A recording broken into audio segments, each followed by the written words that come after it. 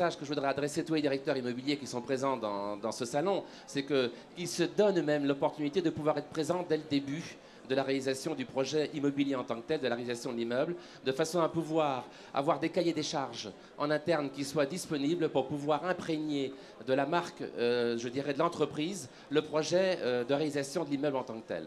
Donc ce qu'on a fait nous, on a procédé à un vrai changement de culture à l'occasion de ce projet immobilier. 2-3 chiffres rapidement pour planter le décor et puis engager le débat que vous souhaitez qu'on ait ensemble. Nous sommes passés de 85% d'espace cloisonné à 85% d'espace ouvert ou semi-ouvert.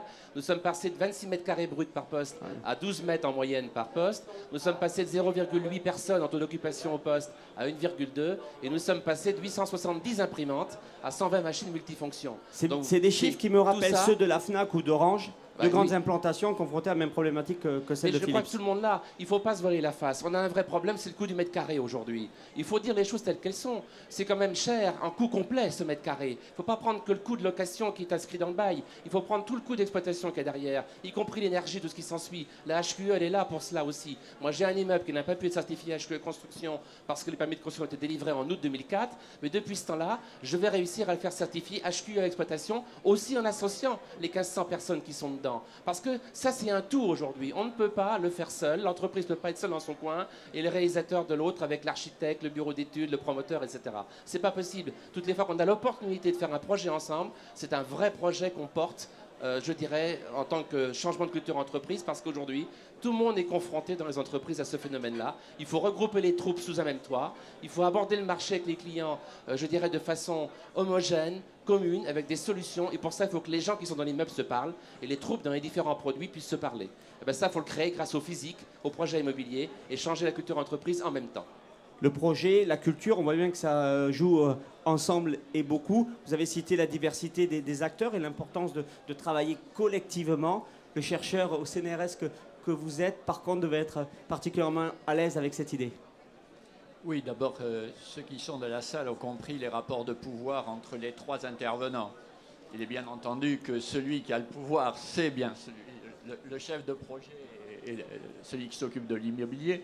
L'entreprise. Ensuite, l'ergonome, surtout l'ergonome quand il est commandité par celui qui est le chef de projet, l'entreprise. Et puis, il y a en plus le chercheur en sciences sociales qui vient semer le trouble quand on l'invite au milieu de tout cela. Alors, venez semer le trouble, c'est pour cette raison qu'on vous a invité. On va tâcher de semer un demi-trouble. Premier, c'est que vous avez entendu ce qui a été dit. La chasse au gaspille passe par la chasse du nombre de mètres carrés pour le salarié. Et 26 mètres carrés, c'était somptuaire. 12 mètres carrés, c'est encore correct. Et la problématique qui est souvent développée consiste à dire, eh bien, on va passer à l'open space pour justement réduire le nombre de mètres carrés. Et puis, on dit aussi, en supplément d'âme des fois, mais on va organiser le travail différemment. Et donc, l'open space va permettre de mettre en place les nouvelles formes d'organisation du travail qui sont basées sur de la coopération et de la mutualisation, de transversalité pluridisciplinaire dans le cadre du projet en vue d'améliorer l'efficacité de l'entreprise, puisqu'il est bien entendu que c'est la mobilisation conjointe des salariés qui va permettre de le faire. Oui, mais c'est pas du discours, c'est la réalité. C'est du discours chez la majorité, et c'est de temps en temps la réalité, semble-t-il, dans le cas de Philips. Il faut quand même bien voir qu'aujourd'hui, ce qui remonte de l'expression des salariés massivement, et vous avez les enquêtes, moi je travaille sur la qualité de vie au travail, et ce qui remonte, c'est la souffrance au travail.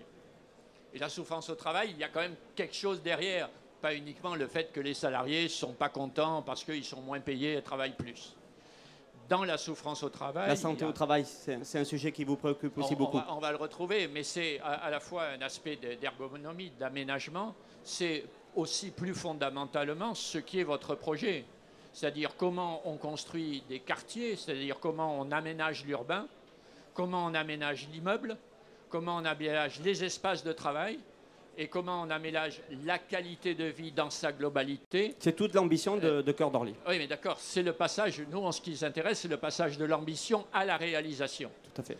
Et au cœur de cette réalisation, il y a l'interaction entre le travail et les modes de vie. Il y a l'interaction entre les espaces, les temps, espace de travail, espace de vie. Donc aujourd'hui, ce que l'on constate, c'est que l'organisation du travail passe à travers toutes les frontières traditionnelles. Vous demandez aux salariés, parce qu'ils vont être nomades, de travailler chez eux, mais en même temps, les salariés, parce qu'il y a aussi des femmes au travail, vous demandent d'amener la maison sur les lieux de travail. Et ce que l'on constate, c'est que les bons aménageurs aujourd'hui tiennent compte de tout ça, ils tiennent compte de cette interdépendance.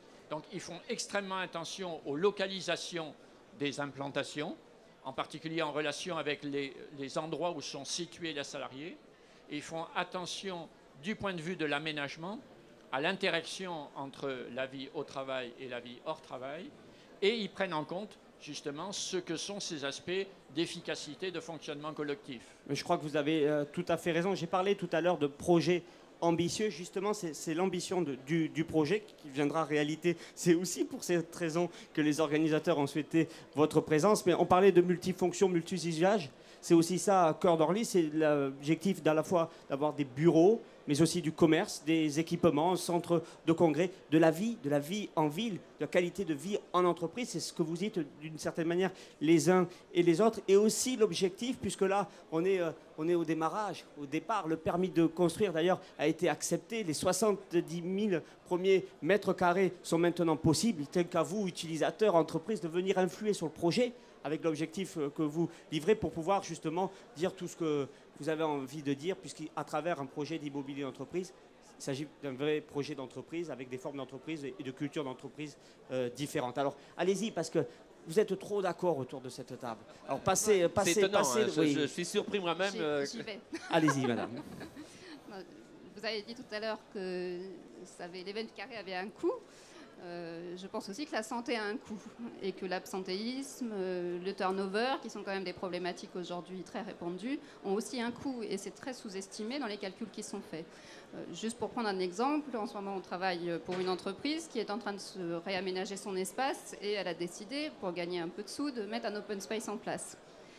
En passant par le travail alors il faut savoir que ce sont des comptables qui font les comptes d'agriculteurs.